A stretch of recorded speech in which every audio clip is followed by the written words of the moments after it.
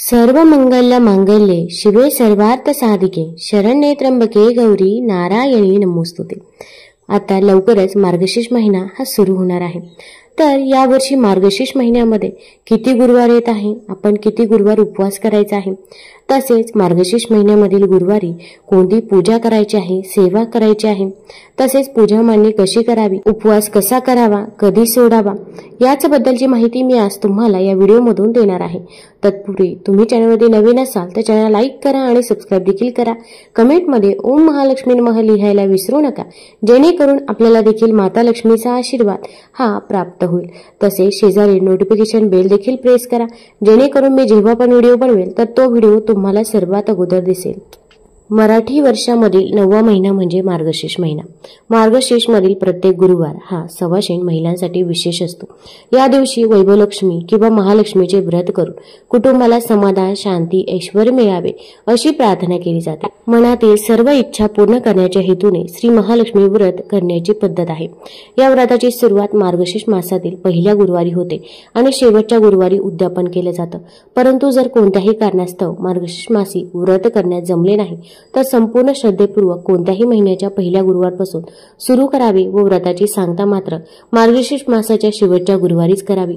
व्रताचे उद्यापन करायच्या दिवशी 7 सुवासिनी किंवा 7 कुमारिकांना घरी बोलून त्यांच्यात महालक्ष्मी स्वरूप जाणून त्यांना हळदी कुंकू लावावे, मनोभावे नमस्कार करावा। नंतर पूजा, आरती, कहाणी, प्रसाद करून प्रसाद म्हणून फळ व महालक्ष्मी व्रत कथा पोथीची एक प्रत प्रत्येकाला द्यावी। पुरुष हे व्रत करत असतील तर त्यांनी स्त्री किंवा कुमारिकांच्या हातावर हळदी कुंकू वहावे आणि त्यांना महालक्ष्मी स्वरूप मानून मनोभावे नमस्कार करावा। शक्य असल्यास ब्राह्मणाला श्रीदा वस्त्र आणि दक्षिणा देऊन त्यांच्याकडून आशीर्वाद घ्यावा। सायंकाळी गायीची पूजा करून गोग्रास द्यावा। व्रत करणाऱ्या जातकाने मनाने आनंदी व शरीराने शुद्ध असणे आवश्यक आहे। गुरुवारी व्रत करताना चित्त शांत व आनंदी वृत्ती असावी। सर्वांशी प्रेमाने वागावे, तसेच प्रसन्न राहावे। काही कारणामुळे गुरुवारी पूजा, आरती, कहाणी करणे शक्य नसेल तर दुसऱ्याकडून करवून घ्यावी। उपवास मात्र स्वतः करावा। व्रताच्या दिवशी दिवसभर उपवास करावा व संध्याकाळी पूजा, आरती, कहाणी झाल्यावर श्री महालक्ष्मी देवीला नैवेद्य दाखवावे। नंतर कुटुंबियांसमवेत मिष्टान्न भोजन करावे। व्रतामध्ये फळे, दूध वगैरे घ्यावे। निराहार राहू नये। पूजा पद्धत: घरातील पूजेची जागा स्वच्छ करून रांगोळीने स्वस्तिक काढून त्यावर पाट किंवा चौरंग मांडावा। सभोवती रांगोळी काढावी व मध्यभागी थोडे तांदूळ किंवा गहू वर्तुळाकार पसरून त्यावर हळद कुंकू वहावे। एक तांब्याचा कलश स्वच्छ करून कलशाच्या बाहेरच्या बाजूला हळदी कुंकवाची बोटे उडवावी। कलशात पाणी भरून एक नाणं, एक सुपारी व थोड्या दुर्वा घालाव्यात। तोंडावर 5 तरेच्या झाडांच्या 5 डहाळ्या किंवा आंब्याच्या झाडांची पाने रचून त्यावर नारळ, शेंडी वर करून ठेवावा। तांब्याला चौरंग पाटावर पसरलेल्या तांदळाच्या किंवा गव्हाच्या वर्तुळावर मधोमध ठेवावा। श्री महालक्ष्मी देवीचं चित्र किंवा मूर्ती किंवा स्फटिक श्रीयंत्र असल्यास चित्र न ठेवता त्याची स्थापना करावी। त्यासमोर विडा, खारीक, बदाम व इतर फळे, खडी साखर किंवा गुळ ठेवून जवळ गणेश रूपी सुपारी मांडावी। त्याजवळ एक नाणं ठेवावं। हे नाणं उद्यापनापर्यंत पूजनास घ्यायचं व उद्यापनानंतर तिजोरीत किंवा कपाटात सांभाळून ठेवावं। यामुळे आपल्या घरामध्ये कधीही धनधान्याची कमतरता भासत नाही असे म्हणतात। पूजेची संपूर्ण मांडणी केल्यानंतर स्वतः आचमन करून श्री महालक्ष्मी मातेची पंचोपचार पूजा करावी। नैवेद्यासाठी केळी तसेच इतर फळे ठेवावी। एका वाटीत दूध नक्की ठेवावं। श्री महालक्ष्मी व्रताची कथा भक्तिभावाने वाचावी किंवा श्रवण करावी। नैवेद्य दाखवल्यावर श्री महालक्ष्मी देवीसमोर हात जोडून बसावे व श्री महालक्ष्मी अष्टकमचे पठण करावे। आपल्या मनातील इच्छा देवीला प्रार्थना करताना सांगावी, मग आरती करावी। संध्याकाळी श्री महालक्ष्मी देवीची पंचोपचार पूजा करून गोड पदार्थांचा नैवेद्य अर्पित करावा। गायीसाठी वेगळ्याने नैवेद्य काढून सर्व कुटुंबियांसह आनंदाने प्रसादासह भोजन करावे। दुसऱ्या दिवशी सकाळी स्नान केल्यावर तांब्यातील डहाळे घरात निरनिराळ्या 5 ठिकाणी ठेवून तांब्यातील पाणी नदी, विहीर, तलाव किंवा एखाद्या झाडाझुडपाला ओतावे।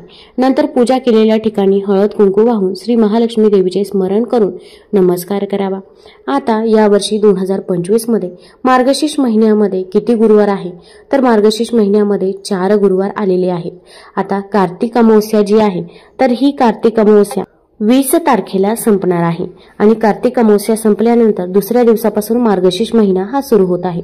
तर मार्गशीर्ष महिना हा 21 तारखेपासून सुरू होत आहे। शुक्रवारपासून मार्गशीर्ष महिना सुरू होत आहे। तर आपल्याला गुरुवारी उपवास करायचे आहे, व्रत करायचे आहे। तर मार्गशीर्ष महिन्यामधील पहिला गुरुवार हा 27 तारखेला असणार आहे। 27 नोव्हेंबरला पहिला गुरुवार असणार आहे. त्यानंतरचा दुसरा गुरुवार हा डिसेंबर महिन्यामध्ये 4 तारखेला असणार आहे. आता 4 तारखेला दुसरा गुरुवार असणार आहे आणि या दिवशी योगायोगाने दत्त जयंती देखील आहे. त्यामुळे या दिवसाला अनन्यसाधारण महत्त्व आहे. तसेच या दिवशी पौर्णिमा देखील आहे. त्यामुळे या दिवशी आपण श्री दत्तगुरूंची सेवा करायची आहे, स्वामी महाराजांची सेवा करायची आहे. त्यासोबत आपण महालक्ष्मीची सेवा देखील या दिवशी करायची आहे. त्यामुळे गुरुवारी तुम्ही उपवास व्रत हे आवर्जून करायचंच आहे.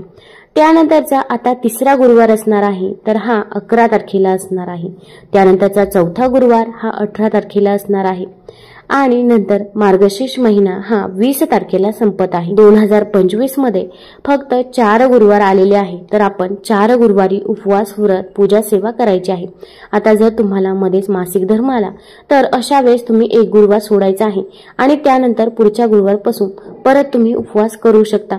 परत पुढे एक गुरुवार आपण एक्स्ट्रा करायचा. आता मार्गशीर्ष गुरुवारी आपण उपवास कसा करायचा, तर मार्गशीर्ष गुरुवारी आपण पहिल्या गुरुवारी सकाळी उपवास करायचा आहे.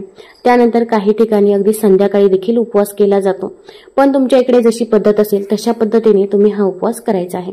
तर आता सकाळी उपवास करायचा आहे आणि संध्याकाळी महालक्ष्मीची कथा वाचून, पोथी वाचून, आरती करून, महालक्ष्मीला नैवेद्य दाखवून आपण हा उपवास सोडायचा आहे. मग माता लक्ष्मीला तुम्ही अगदी खिरीचा नैवेद्य अर्पण करू शकता किंवा पुरणपोळीचा नैवेद्य देखील अर्पण करू शकता. तुम्हाला यथाशक्ती जे जमेल तर ते आपण करायचं आहे. फक्त जो काही नैवेद्य आपण अर्पण करणार आहोत तर तो नैवेद्य हा सात्विकच असावा. तसेच त्या नैवेद्यामध्ये कांदा लसूण याचा समावेश देखील नसावा असे देखील म्हटले जाते. त्यामुळे चारही पण गुरुवारी आपण सात्विक नैवेद्य हा बनवायचा आहे. 4 गुरुवार झाल्यानंतर आता चौथ्या गुरुवारी आपण उद्यापन हे करायचं आहे. मग आता आपण उद्यापन कधी करायचं आहे, तर आपण 18 तारखेला उद्यापन हे करायचं आहे. 18 तारखेला गुरुवारी 18 डिसेंबरला आपण मार्गशीर्ष महिन्यातील उपवासांचं उद्यापन हे करायचं आहे. आता उद्यापनासाठी अगदी तुम्ही 7 महिलांना, 7 कुमारिकांना जेवणासाठी बोलवू शकता किंवा अगदी एखाद्या जोडप्याला जरी तुम्ही जेवायला बोलवले तरी पण चालेल किंवा अगदी तुम्ही यथाशक्ती मंदिरामध्ये देखील काही दान करू शकता. कारण की प्रत्येक वेळी आपल्याला महिलांना बोलवणे शक्य होत नाही किंवा अगदी आजकालच्या धावपळीच्या युगामध्ये काही महिला घरी देखील येत नाही. त्यामुळे अगदी मंदिरामध्ये जरी तुम्ही उद्यापन केलं तरी पण चालेल. फक्त आपण जी काही पूजा सेवा करणार आहोत तर ती आपण मनोभावी मनापासून पूजा सेवा करायची आहे. महालक्ष्मी नक्कीच प्रसन्न होईल. जर आपल्या दाराजवळ कोणतीही महिला काही मागण्यासाठी आली तर त्या महिलेला आपण तसंच जाऊ द्यायचं नाही. त्या महिलेची तुम्ही ओटी भरू शकता किंवा अगदी तुम्ही तिला अन्नदान करू शकता, एक ग्लास भरून पाणी देऊ शकता. पण ती महिला आपल्या दारातून तशी जाता कामा नये याची देखील आपल्याला काळजी घ्यायची आहे. आता मार्गशीर्षचे गुरुवार आपण करत आहोत तर या काळामध्ये आपण मांसाहार हा पूर्णपणे वर्ज्य करायचा आहे. मांसाहार हा चुकूनही करायचा नाही. तसेच आपल्या घरामध्ये असे काही व्यक्ती असतात की ते बाहेरून मांसाहार करून येत असतात, तर त्या व्यक्तींना देखील सांगून ठेवायचं आहे. कारण की ते व्यक्ती जरी बाहेरून मांसाहार करून आले त्यानंतर आपण घरामध्ये पूजा सेवा करत असलो तर आपल्याला देखील त्या पूजा सेवेचे फळ हे मिळत नाही.